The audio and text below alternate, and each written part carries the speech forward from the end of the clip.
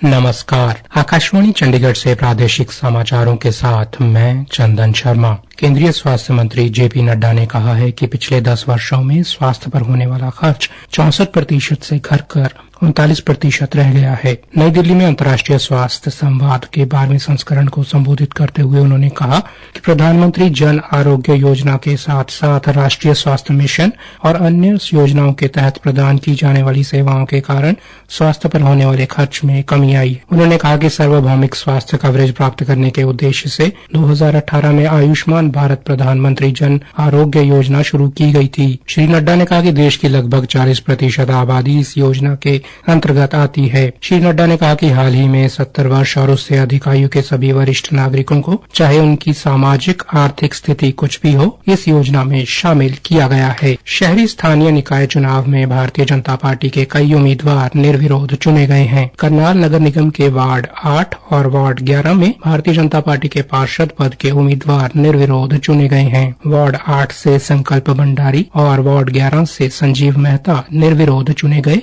उन्हें जीत का सर्टिफिकेट दे दिया गया है। करनाल के अब 20 वार्डों में चुनाव होगा। उधर थानेसर नगर परिषद चुनाव में भारतीय जनता पार्टी के वार्ड 32 से उम्मीदवार सुधीर चुग और वार्ड 7 से भी भाजपा उम्मीदवार निशा मदान को भी निर्विरोध चुन लिया गया है। वार्ड 7 से निशा मदान के मुकाबले एकमात्र आजाद उम्मीदवार सतीश कौशिक ने अपना नामांकन वापस ले लिया। वार्ड 32 से कांग्रेस उम्मीदवार व आम आदमी पार्टी उम्मीदवार ने भी अपना नामांकन वापस ले लिया। इसके बाद सुधीर चुग निर्विरोध चुन लिए गए। अब थानेसर नगर परिषद में 30 वार्डों में चुनाव लड़ा जाएगा। राष्ट्रीय अपराध रिकॉर्ड ब्यूरो द्वारा crime and criminal tracking network system CCTNS की मासिक रैंकिंग में हरियाणा पुलिस ने वर्ष 2024 में 10वीं बार प्रथम स्थान प्राप्त किया है। इसके लिए पुलिस महानिदेशक शत्रुजीत कपूर ने CCTNS की पूरी टीम को बधाई दी है। राज्य अपराध रिकॉर्ड ब्यूरो के निदेशक शिवास कविराज ने बताया कि CCTNS को विकसित करने का उद्देश्य अपराध की जांच और अपराधियों की धरपकड़ के लिए एक व्यापक और एकीकृत प्रणाली विकसित करना है। सर्दी के बाद बढ़ रहे तापमान की वजह से भिवानी जिला के विभिन्न क्षेत्रों में फसलों में चेपा रोग के लक्षण देखे जा रहे हैं। भिवानी के कृषि विज्ञान केंद्र से कृषि विशेषज्ञ डॉक्टर गुलाब सिंह ने बताया कि सरसों व गेहूं में लगने वाले चेपा रोग की वजह से फसल के दाने नहीं पकते हैं, जिससे फसल में पैदावार कम होती है। इस रोग पर नियंत्रण को लेकर डॉक्टर गुलाब सिंह ने कहा, किसानों को स्टेम रोड की समस्या किसानों के खेत में मिली है अभी, लेकिन इसका अभी प्रेजेंट में तो कोई रिकमेंडेशन यूनिवर्सिटी की तरफ से नहीं है। लेकिन समय रहते हुए किसान अगर इस चीज का ध्यान देता तो आज ये समस्या किसान के सामने नहीं होती, कुछ हद तक कम हो जाती जब समय रहते इसका स्प्रे कर लेते। उन्होंने कहा कि किसानों को चेपा रोग से बचने के लिए फसल बिजाई करने से पहले बीज उपचार विधि को अपनाना चाहिए।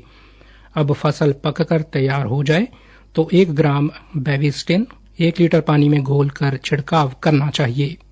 कुरुक्षेत्र में स्वास्थ्य विभाग की टीम ने जिला के अल्ट्रासाउंड केंद्रों की जांच का कार्य शुरू कर दिया है।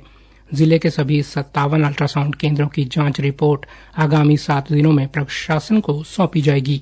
उप जिला चिकित्सा अधिकारी डॉक्टर रमेश सभ्रवाल ने बताया कि उपायुक्त नेहा सिंह के आदेशानुसार शहर के अन्य अल्ट्रासाउंड केंद्रों की जांच का कार्य किया जा रहा है। हरियाणा विद्यालय शिक्षा बोर्ड द्वारा संचालित करवाई जाने वाली DLED की रीअपियर व मर्सी चांस की परीक्षा के प्रवेश पत्र उपलब्ध हो गए हैं। बोर्ड के सचिव अजय चोपड़ा ने बताया कि सभी संस्थान के प्राचार्य या मुखिया संस्था की लॉगिन ID से तिथि पत्र अनुसार पात्र छात्र अध्यापकों के प्रवेश पत्र डाउनलोड कर सकते हैं। DLED की परीक्षाएं 3 मार्च से आरंभ हो रही हैं। हरियाणा के खेल मंत्री गौरव गौतम ने कहा कि अब खेल नर्सरियों में खिलाड़ियों की बायोमेट्रिक हाजिरी लगेगी और हाजिरी पूरी होने पर ही उन्हें खुराक भत्ता दिया जाएगा। उन्होंने कहा कि इससे पारदर्शिता रहेगी और योग्य खिलाड़ियों को लाभ मिलना सुनिश्चित होगा। इसी के साथ प्रादेशिक समाचार समाप्त हुए।